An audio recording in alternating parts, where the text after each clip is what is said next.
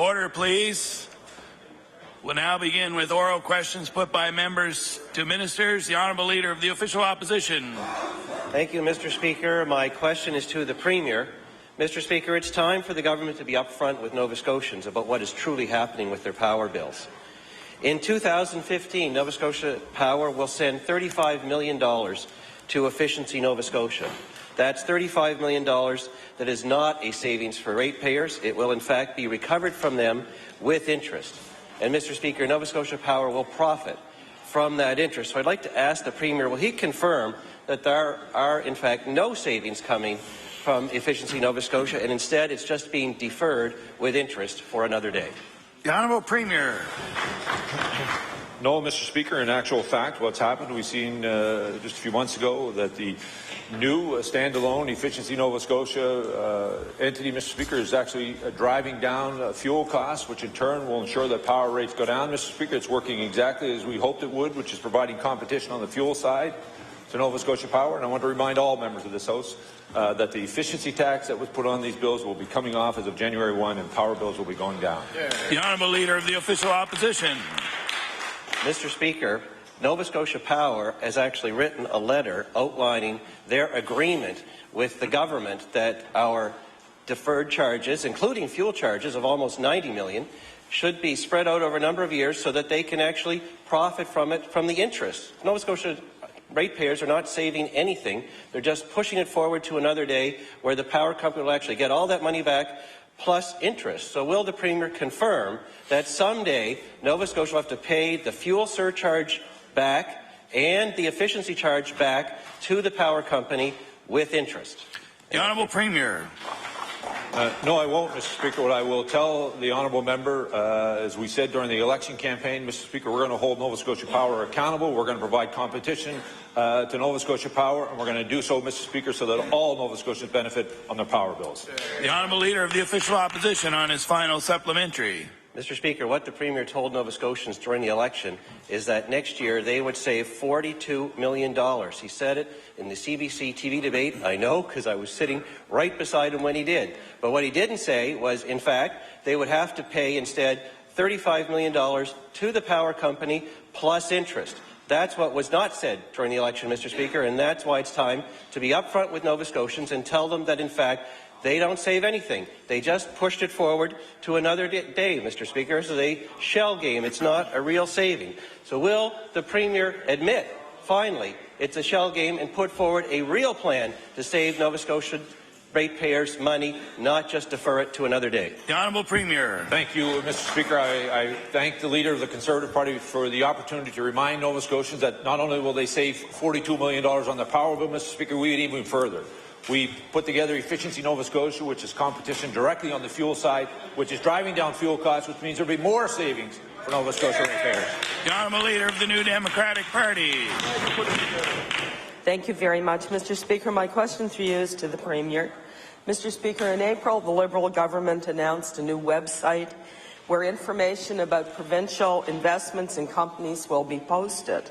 And at the time, the Minister of Economic Development was quoted as saying, and I quote, "Nova Scotians now have more access than ever before so they can understand the reasons for and the result of investments made on their behalf." Yesterday, I asked the Premier if the new big business tax break, which would cost taxpayers $30 million, will be put on this website.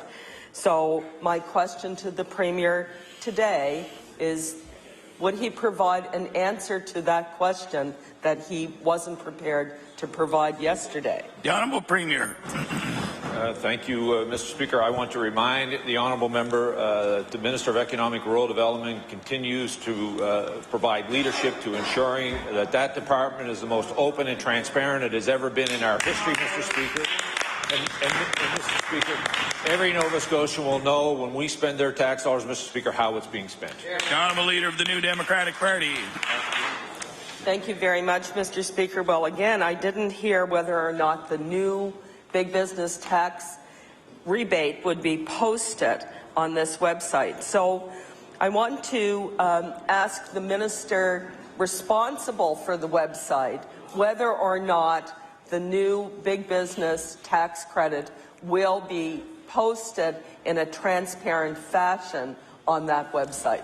The Honourable Minister of Economic and Rural Development. Mr. Speaker, the large capital tax credit that we have provided mirrors a federal tax credit, the Atlantic Investment Tax Credit, which currently exists for companies within the Atlantic provinces. The federal government, through Revenue Canada, will be administrating this tax credit on our behalf. Staff are currently working with our federal partners to find out exactly how much information we can disclose because of federal guidelines. It is certainly our hopes that those negotiations are going to result in our ability to be able to post that information. But again, Mr. Speaker, there is no question that all investments that have been made have been posted on that website, and I do hope that we'll be able to do that for this one as well. The Honourable Leader of the New Democratic Party. Oh, do I have no? The Honourable Leader of the Official Opposition. Thank you, Mr. Speaker. Mr. Speaker, Nova Scotia ratepayers are not really saving on their electricity bills. The government is just delaying the payment to another day with interest. $35 million in efficiency charges delayed to the future with interest. $90 million in fuel surcharges plus interest, all to go to the profits of Nova Scotia Power. Mr. Speaker, when it comes to asking Nova Scotians to pay later with interest, the government has nothing on Leons, who are famous for that kind of scheme, Mr. Speaker. So I'll ask the Premier, before he gets up and thanks Leons for their great job in furniture sales, why not just be upfront with Nova Scotians today and tell them they're not saving anything, it's just being delayed to the future with interest? The Honourable Premier. Mr. Speaker, I will again, through you, tell the Leader of the Conservative Party that Nova Scotians will be saving $42 million, Mr. Speaker, on their power bill. Mr. Speaker, I want to remind the honourable member that we've set up the Efficiency Corporation, Mr. Speaker, that will drive savings on the fuel side, which in turn will lower power rates in this province, Mr. Speaker. And through you, to the Leader of the Conservative Party, I want to remind the Leader of the Conservative Party it was his plan, Mr. Speaker, that was going to free power rates. It was our plan that was going to do exactly what we said, which is drive power rates down. The Honourable Leader of the Official Opposition. Mr. Speaker, I hope the Premier read our plan, because step one was to get rid of the fuel surcharge and leave that in the hands of the power company, which actually would have avoided this whole problem. The Premier's answer is actually not to save money on power rates, but to push it forward to another day with interest, just like they do with the budget of the province. The bills are put forward to another day, Mr. Speaker. That is not a savings at all. So you know what, Mr. Speaker? The lesson here is you shouldn't make a promise that you can't keep. That's the lesson here. And Nova Scotians are going to learn it when they pay that bill plus interest. So I'll ask the Premier, why not just admit the obvious? We are going to make all these payments in the future with interest. The Honourable Premier. Mr. Speaker, I want to remind the honourable member that as of January 1, $42 million will be coming off power bills across the province of Nova Scotia. Why is he opposed, Mr. Speaker, to allowing Nova Scotians to pay less for power in this province? Mr. Speaker, if we had followed his plan, we would have frozen power rates, and $42 million would have been in the pockets of Nova Scotia Power and not in the pockets of Nova Scotia. The Honourable Member for Pictou East. Thank you, Mr. Speaker. Mr. Speaker, yesterday the Minister of Finance told the House that she never promised the tax review by the end of October, and instead that the Minister expects it in mid-November. Ms. Broughton's contract says that it should be delivered on or before October 31st, 2014.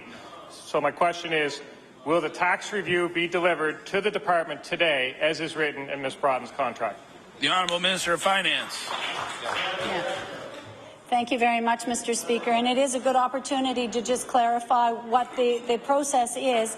The woman who was engaged to lead that tax review is Laurel Broughton, and her work is complete at the end of October. So then the report will be written and published and so on. So it's off to the publisher soon. The Honourable Member for Pictou East.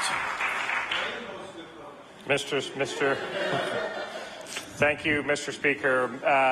Section 1.4 of Ms. Broughton's contract says that the agreement may be extended if both parties consent in writing. So if the report has not been delivered to the department as of today, then that means that the agreement must have been extended. So the minister must have agreed to a new deadline for delivery of the report. So now we're left wondering when is the date that the report will be delivered. So will the minister inform the House what new deadline was agreed in writing, and will she table the extension agreement with Ms. The Honourable Brown? Minister of Finance. Thank you very much, and I really appreciate the honourable member's interest in this entire subject, which is important. We're all anxiously waiting for the results of this tax, fee and regulatory review. And Mr. Speaker, for the knowledge of the House, there has been no extension on the contract. Ms. Broughton's work is complete, and now they're putting in charts and diagrams, as I understand it, and it will then be sent to be printed and ready for release. So mid-November is the time. The Honourable Leader of the New Democratic Party. Thank you very much, Mr. Speaker. Mr. Speaker, my question through you is to the Minister of Finance. Mr. Speaker, single detached housing starts in Nova Scotia are dropping, and they're expected to drop even more, quite dramatically, 57%, Mr. Speaker, over the next 2 years. Paul Pettipaw, the CEO of the Nova Scotia Home Builders Association, is concerned, as we all should be, and he's calling for the province to drop the HST on new home construction to kickstart the industry.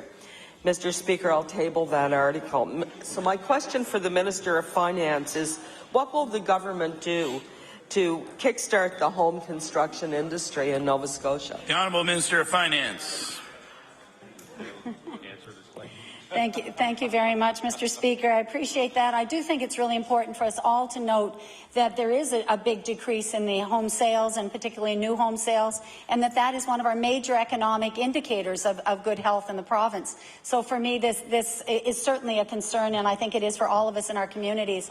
But we've looked at the evidence of a tax credit for the sale of homes, and it doesn't do very much at all, if anything, to stimulate home sales. There's also a problem about what date you started at, because there are a lot of new homes on the market that could be orphaned or left out if you didn't have the right date. That happened the last time the NDP introduced that kind of a tax credit. The Honourable Leader of the New Democratic Party. Well, Mr. Speaker, we're all very concerned. This does indeed indicate weakness in our economy. And, Mr. Speaker, I think that someone who is as knowledgeable as this sector as Mr. Pettipaw needs to be taken seriously. So, Mr. Speaker, I want to ask the Minister again, what assurance can the Minister of Finance give that the Home Builders Association and Nova Scotians that the results of her tax review will indeed provide the stimulus that this industry needs right now? The Honourable Minister of Finance.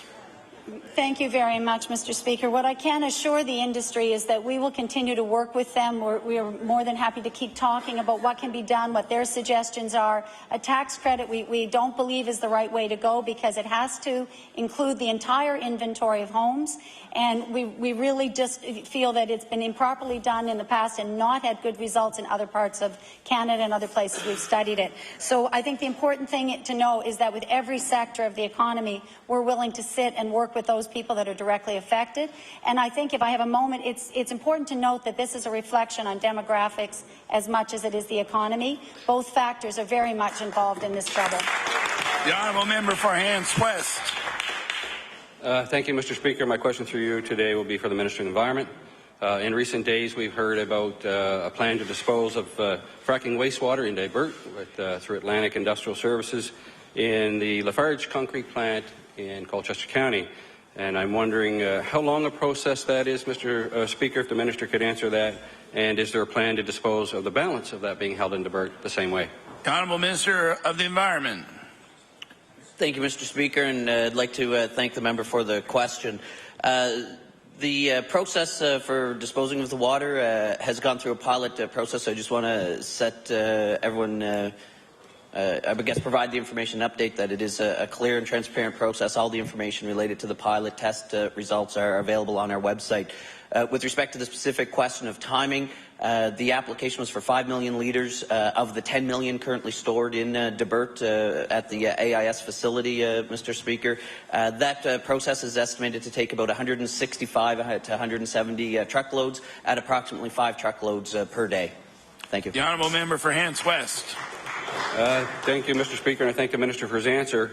And as a follow-up to that, he would be aware also that in the Hants County area there are holding ponds that also contain contaminated fracking wastewater. Would there be a plan similarly to dispose of the water in these ponds as well?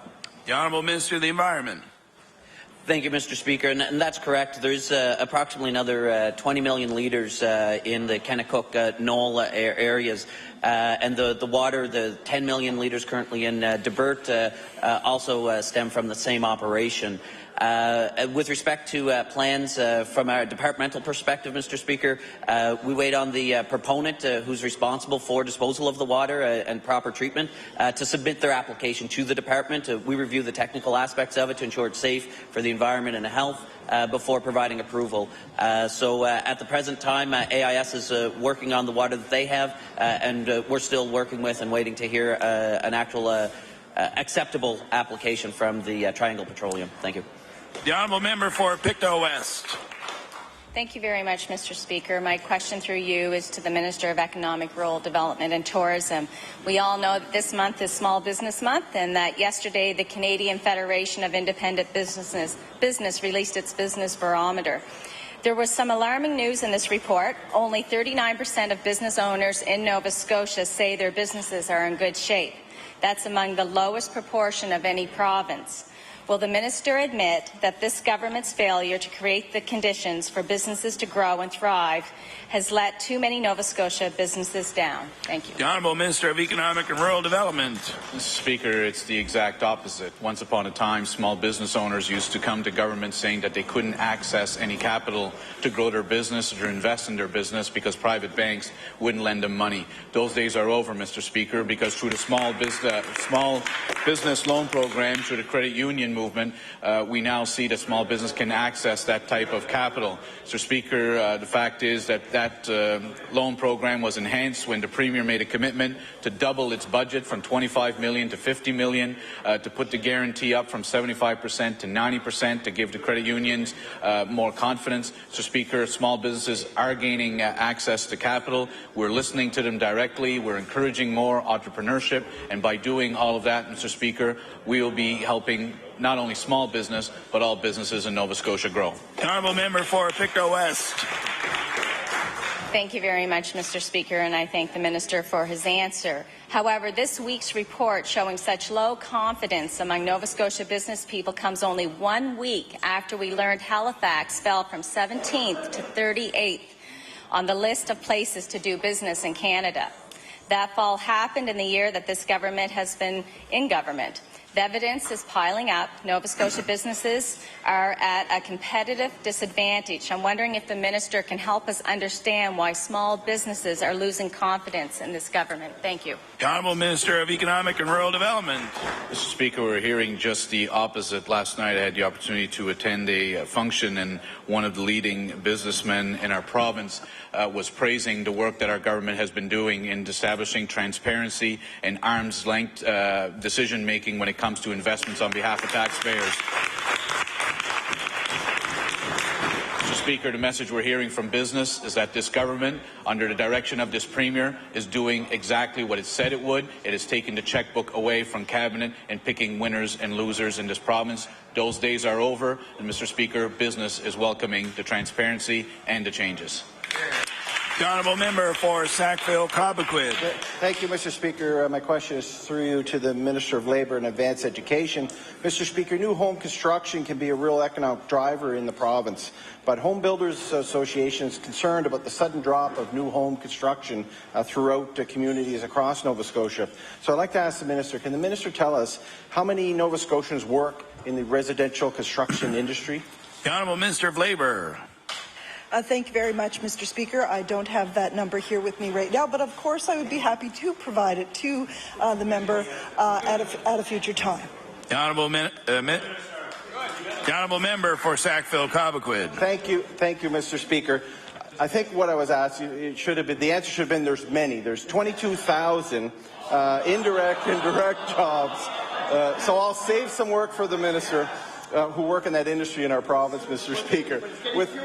But it's getting fewer. With a single detached housing starts in Nova Scotia dropping 57% last year, the construction industry is worried, Mr. Speaker, about losing their skilled trade workers to out west. And I'll table a document that was tabled earlier, Mr. Speaker, from the Home Builders Association, which contains a quote from an employee, and it reads, I quote, Well, there it is, folks. I'm moving to Fort Mac to work as a framer. It isn't great that I have to move away, but I have to go where the work is, end quote. So I'd like to ask the minister, what assurances can the Minister of Labour give the home building industry that their skilled workers will not all need to leave for work in Alberta? The Honourable Minister of Labour. Thank you, Mr. Speaker, and I thank the honourable member for the question. In fact, we have taken a number of steps since we came into office to help keep our skilled workers here and to help train our young apprentices, for example. We have created the Nova Scotia Apprenticeship Agency, and we have, in fact, made it easier for them to proceed through their apprenticeship training, Mr. Speaker. In the past, our apprentices would take 2 years longer than the average in Canada to complete their apprenticeship training. And it wasn't because our apprentices aren't smart. They absolutely are, Mr. Speaker. But we've taken measures so that they can be attached to the workforce and actually get their training on time. Thank you. The Honourable Member for Pictou East. Thank you, Mr. Speaker. My question is also for the Minister of Finance. In a briefing note prepared for the Minister of Finance and obtained by our office, it said Nova Scotia's economic outlook over the medium term is expected to be largely determined by the pace and scale of major projects like the National Shipbuilding Procurement Strategy. However, and I'll table that. However, the document also stresses that economic growth depends on the medium-term demographic assumption that net out-migration trends reverse in Nova Scotia. Mr. Speaker, thousands of Nova Scotians have already left the province this year. So my question is, how does the minister really expect to benefit from these large opportunities when the trend towards out-migration has not reversed and is getting worse? The Honourable Minister of Finance. Thank you very much, Mr. Speaker. And again, the economic condition of the province is of great importance to all of it. It does eventually come back to the revenues of the province and how many people are working. And so the demographics are the bottom line, and the member opposite has certainly hit on that. But as the projects come underway and get going, we know there are many Nova Scotians who will return or others who would like to come here. And I hope we'll welcome them with open arms, and I hope that we won't accuse them of being from somewhere else. I hope we'll welcome them and say, you have a job in Nova Scotia and we want you to work and make your life here. The Honourable Member for Pictou East. Thank you, Mr. Speaker, and of course we all share that hope, and we all do recognize that it all depends on the revenues, as the minister said. So in that same briefing note, the Minister of Finance was advised that the barrier to economic growth posed by our demographic challenges could be overcome through, among other things, natural resource development. So in light of this information, will the minister explain why she is supporting the Premier's ban on shale gas development, which is a new way of creating jobs and a new way of developing our natural resources? The Honourable Minister of Finance. Thank you very much, Mr. Speaker. And I work very closely with other members of my cabinet and caucus, with the Premier and with the people in Nova Scotia. And we want to consult and we want to go forward in a prudent, planned, very, very deliberate manner to look at all of the resource opportunities in this province. So that's how we're going to go forward. The Honourable Member for Sackville-Cobequid. Thank you, Mr. Speaker. My question is through you to the Minister of Labour and Advanced Education. Mr. Speaker, emergency responders need automatic coverage through workers' compensation when diagnosed with PTSD due to a cumulative exposure to traumatic events. When I asked the Minister last week about this, she indicated, and I quote, "Anytime we change our coverage, it has a financial impact on the Workers' Compensation Board's bottom line," end quote, Mr. Speaker, and I'll table that. So it's been just over a week, Mr. Speaker, and I'm wondering if I could, through you, ask the Minister if her department has done any early estimate of the cost of making such a change. The Honourable Minister of Labour. Mr. Speaker. We value the important, difficult work that our first responders do. Mr. Speaker, in fact, in this past year alone, I've had occasion to come into contact with first responders on several occasions. First, when I had my own workplace injury here at the legislature and was brutally attacked by Joseph Howe, but then and sustained a minor concussion. But recently, this past week, I had a neighbor who suffered a heart attack. And I want to say that the first responders who came to his aid were excellent. I understand, Mr. Speaker, that first responders see things that we often, as regular citizens, do not get to see, Mr. Speaker, but we certainly value the work that they do. The honourable member for Sackville-Cobequid. Thank you, Mr. Speaker, and I appreciate that. I think we all have had experience through that. But can you just imagine that same paramedic going to traumatic event after traumatic event after traumatic event, Mr. Speaker? That's why we need some change, Mr. Speaker. On Wednesday, CTV News interviewed Kelly Murphy from the NSGU, and I'll table that article. Ms. Murphy said a cumulative exposure to traumatic events that emergency responders deal with take a toll, Mr. Speaker. And she said, I quote, "They come to us when we're in our time of crisis, so what they see on a day-to-day basis is crisis after crisis," end of quote. So in the last 7 months, Mr. Speaker, 24 first responders have taken their own lives in Canada. So I'd like to ask the Minister, doesn't the potential loss of life outweigh concerns over the cost of this policy change? The Honourable Minister of Labour. Thank you, Mr. Speaker. As the member is aware, the Workers' Compensation Board recently changed its psychological injury policy to ensure benefits are expanded to be more reflective of the types of stresses that our first responders face on the job. I don't want to make any promises I cannot keep.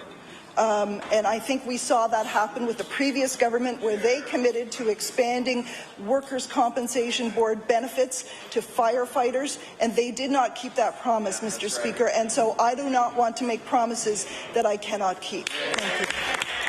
The honourable member for Pictou East. Thank you, Mr. Speaker. My question is for the Minister of Education. Mr. Speaker, it's been a very difficult road for the students and staff at Dr. W. MacLeod Consolidated School in Riverton. They're paying the price for construction delays, and they're working and studying in a construction zone. And it's now believed that there's a budget shortfall of $1.5 million for the project, and the School Advisory Committee is concerned that the costs of fixing the existing boiler, the roof, and other general maintenance have depleted funds earmarked for renovations to the upgrade to a proper P-DAID school. So my question for the Minister today is, why were these maintenance issues not budgeted for in the first place, and why are the maintenance issues taking away from the renovation budget? The Honourable Minister of Education. Thank you, Mr. Speaker, and thank you to the member for the question. As the member would know, W.A. MacLeod was the school that was converted from an elementary to a P-8 school, and that required a couple of areas to be addressed. One was the infrastructure, and the other was to provide spaces to accommodate and provide the PSP. So there were two parts to the original request that came in from the board for funding, and that $3.7 million was approved. That has been passed on to the board, who are administering that, and I understand that there may be some challenges with that project. The honourable member for Pictou East. Thank you, Mr. Speaker, and I do thank the Minister for that answer. Because of the impact of these unforeseen maintenance expenses, the School Advisory Committee is worried that necessary renovations and expansions may be delayed. The Chignecto Regional School Board has requested additional funding from the province, but the board is unsure of when they will get word from the department on a funding decision. So my question today for the Minister is, will the Minister ensure the students, parents and staff of the Dr. W.A. MacLeod School that this funding will not be delayed any further by board mismanagement or red tape, and that the people of the community will get the school that they need and deserve? The Honourable Minister of Education. Thank you, Mr. Speaker, and I would encourage the member to speak with the board representative, because we have provided $15 million last year, which went to all boards, a number of schools. About 60 schools received support, and it was for things like windows and roof and so on. Those requests came in from the boards. We provided that money. It's my understanding that Chignecto board did not request any of that money for W.A. McLeod. The honourable member for Pictou East. Thank you, Mr. Speaker. My question today is for the Minister of Economic and Rural Development. Mr. Speaker, our caucus obtained a list of untendered consultant work regarding the Nova Star Ferry that found $7,000 was given to an individual for advice and assistance with freedom of information application and reviews. And I can table that. My question is, can the minister clarify what sort of advice this individual would have provided, especially since the department already has freedom of information personnel? The Honourable Minister of Economic and Rural Development. If the member would be so kind as to tell us who's the individual that he's referring to, it would be much more helpful in being able to answer his question. The Honourable Member for Pictou East. The individual is Robert Doherty. I'll table that for the House. But on my redirect, maybe I'll go right to the minister responsible for freedom of information. The minister stated previously in the House regarding freedom of information personnel that when people leave their positions, we have other people within departments who pick up the slack, and that was the minister's words, not mine. Now, this creates confusion as to why an employee within the public service could not provide advice on these freedom of information requests without costing the taxpayers $7,000. So can the minister responsible for freedom of information explain why resources were not provided internally to meet the needs of the Minister of Economic and Rural Development? The Honourable Minister responsible for the Freedom of Information Act. Mr. Speaker, as I am not familiar with this exact contract that was put out there, I can't provide information, but what I can say is I find this question confusing because on one hand, the Conservatives are complaining that we're not providing freedom of information. Are you guys done? On one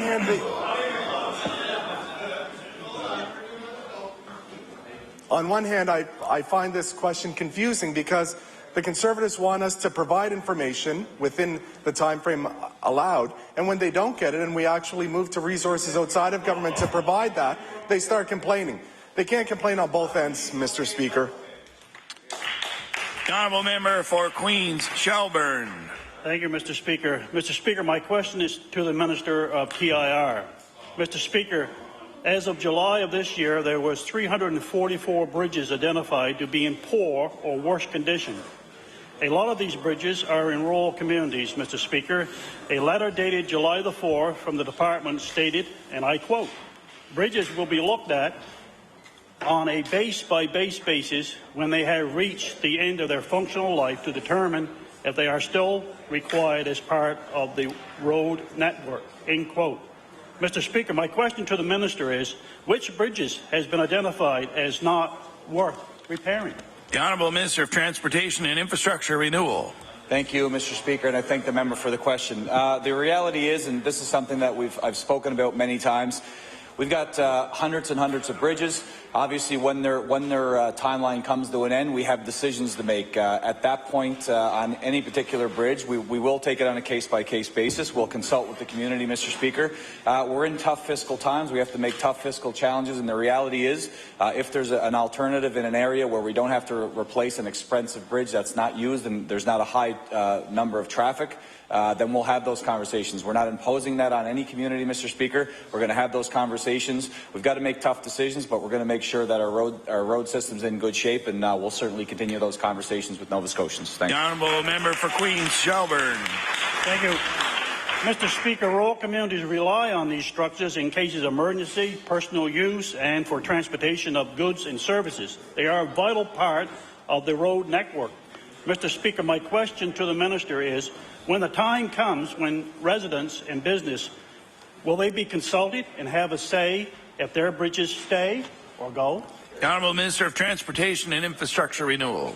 Mr. Speaker, if there's a bridge that is required for emergency purposes, transportation purposes, anything to do with the community, then of course that information is at the forefront of what the decision process would be. So with any decisions, just like bridges, just like our road work, anything that we're going to do in transportation, Mr. Speaker, we will consult the public first and foremost, in particular those communities that are impacted. These are honest conversations we're going to have with Nova Scotians, and we'll allow them to be part of the decision-making process. Thank you very much.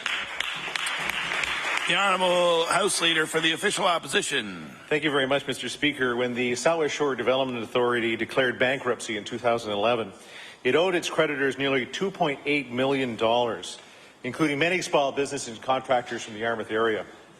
In April 2013, my friend and colleague, the Honourable Member for Yarmouth, rose in the House and asked the former Minister of ERDT, quote, will he take the necessary measures to ensure that the small businesses and their employees receive the money that they are owed from the Southwest Shore Development Authority?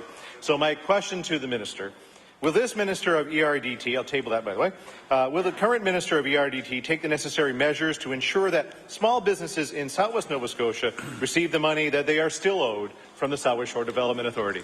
The Honourable Minister of Economic and Rural Development. Mr. Speaker, it's quite unfortunate what took place with this Regional Development Authority. In fact, that authority no longer exists. In fact, the province has moved towards regional enterprise networks, which I can say, Speaker, has much more stringent controls to ensure that some of the unfortunate situations that we saw in a few of these RDAs is not going to happen again in the future. We're going to ensure that there's appropriate training given to the board itself, that there's going to be independent audits, that they're going to hold separate bank accounts for all the projects that they're working on, and as a result of that, that there will be certainly more transparency and more accountability when it comes to these economic development agencies. The Honourable House Leader for the Official Opposition. Well, thank you very much, Mr. Minister, for that answer. But it still falls to the point that there's still a number of creditors that are still waiting for some funding. One of those creditors is Garion Construction, would help build a beautiful school community centre at École Panama. Being held in a confidentiality agreement, Garion Construction cannot disclose the particulars of a settlement that they did receive. However, after the settlement, the owner of Garion noted in the Chronicle Herald, quote, it's not what we were originally owed, we're still a creditor of SWASDA, and I'll table that as well. The good member for Yarmouth advocated in this House for Garion to be paid close to the $400,000 that was owed, but we know this hasn't happened yet. So my question to the Minister, is he willing to review the matter and help find a solution once and for all in order for Garion and the rest of the creditors to be paid their full amount? The Honourable Minister of Economic and Rural Development. Speaker, as I've indicated, the circumstances that the member speaks of predeceased our government. In fact, I believe it may have even gone to the former administration he served in when some of these unfortunate incidents took place. As I've indicated, those RDAs have been wound up. We are now moving towards the Regional Enterprise Network System, which I can tell you, Mr. Speaker, is going to give much more accountability to the people of Nova Scotia. We're working closely with our municipal partners in establishing these regional enterprise networks to ensure that not only are they working with us to do economic development, but that transparency and accountability to taxpayers is paramount. The Honourable Member for Pictou West. Thank you very much, Mr. Speaker. My question through you is to the Minister of Agriculture. When the NDP government moved to shut down small businesses in 2013, the Liberal leader called the situation absurd. Instead of growing their businesses and serving their clients, these small business owners are forced to focus on fighting an absolutely senseless law, he said in a newspaper story at the time, and I can table that. The question is, will the Minister of Agriculture admit that what is happening to small turkey processors is observed, and that they would be better off growing their businesses and serving their clients? Honourable Minister of Agriculture. Thank you very much, Mr. Speaker. This is indeed a very important topic to rural Nova Scotia. It is a very important topic around food safety as well. Under the Act and the regulations, the Turkey Board has the authority to shut down operations that aren't approved by either federal inspection or provincial inspection, and that's what happened in this case. We are presently working with the Turkey Board to make some changes in the process. However, I also want to point out to the member there was a lawsuit filed in 2002 regarding the processing of turkeys and poultry in a non-licensed facility. That was won by the Turkey Board. It was appealed again. It was again won by the Turkey Board. So this regulation has been tested in court and indeed did stand up. The honourable member for Pictou West.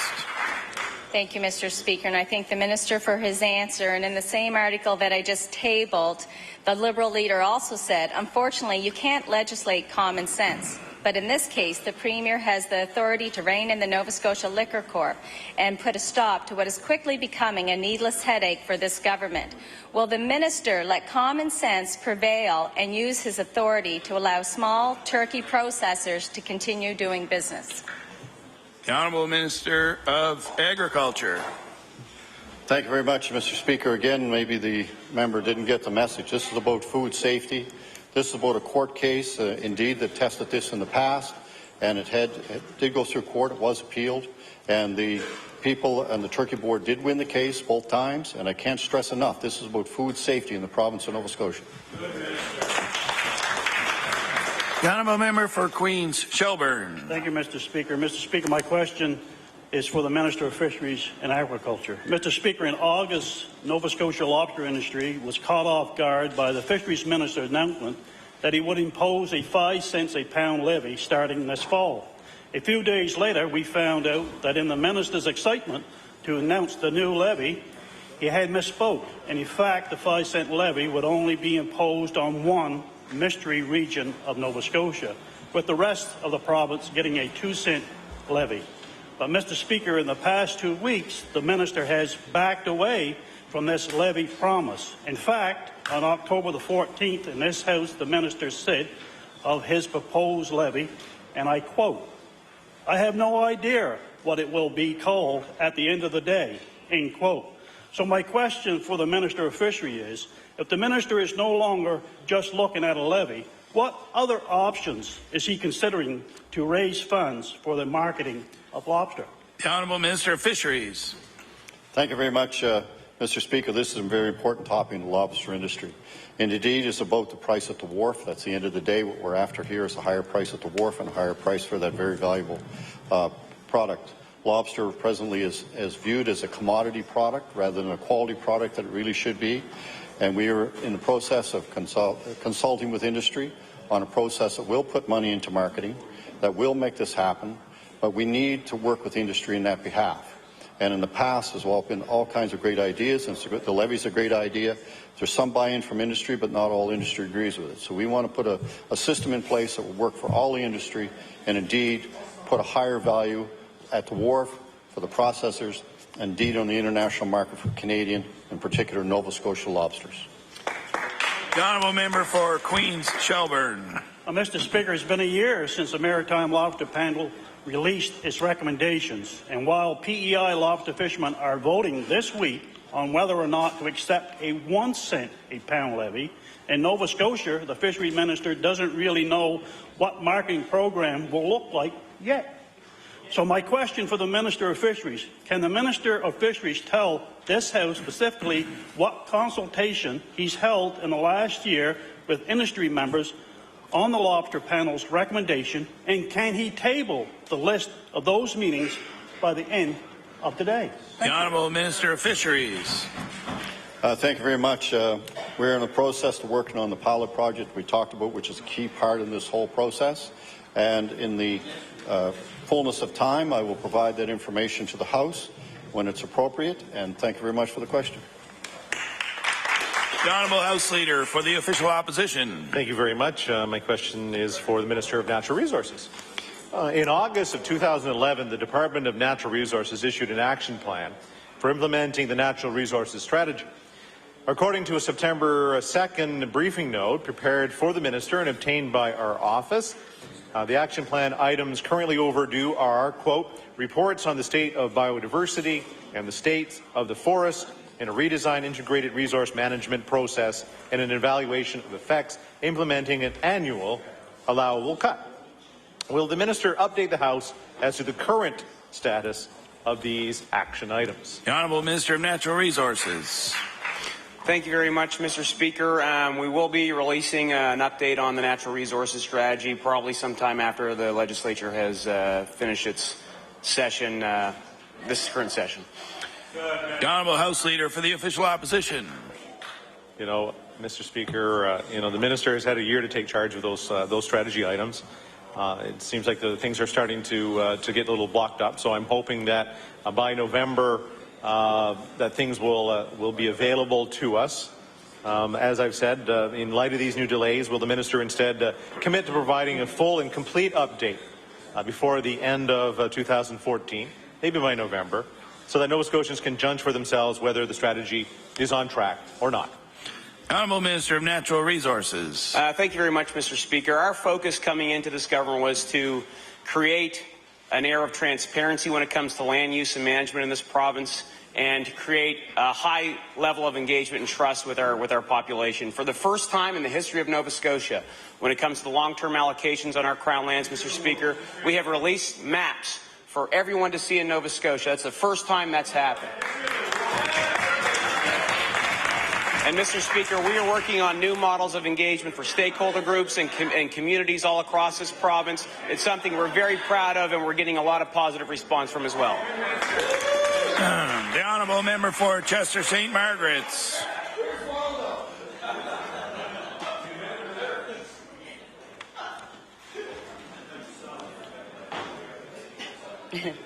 Mr. Speaker, my question through you is to the Minister of Education. The Liberals campaigned on a promise to start reviewing education curriculum in their first year of government. I'll table that. Then, a few months after getting elected, the minister announced a broad review of the entire education system. According to the minister, you can't just review curriculum. She said, and I quote, "If you're looking at curriculum, then you're also looking at what we offer, how we offer it, the length of time students have to commit to that particular discipline, and the outcomes that we expect." My question for the Minister of Education: why did the Liberal government commit to a curriculum review in the first year of their mandate if the minister knew it couldn't just be a curriculum review, but a review of the entire education system? The Honourable Minister of Education.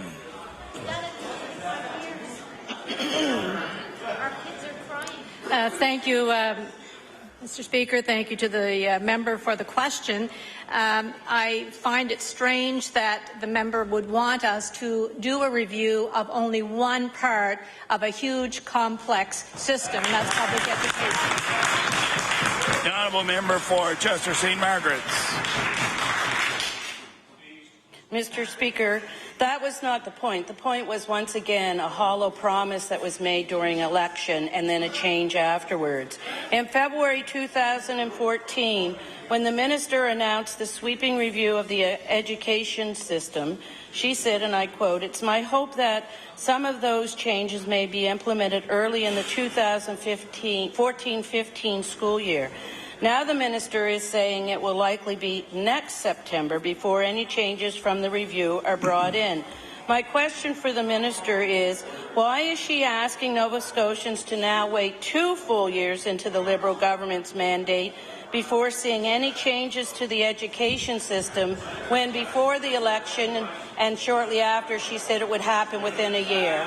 The Honourable Minister of Education. Well, Mr. Speaker, I would say that we certainly have embarked on a very comprehensive review of public education. We had that report tabled yesterday, and I would say to all members in the House that I did provide a personal invitation to both of the critics from the opposition parties to come to the briefing yesterday so they could learn firsthand what the panel said, what the media were talking about, and I believe, Mr. Speaker, that many of the opposition, NDP opposition questions could have been answered had they been there.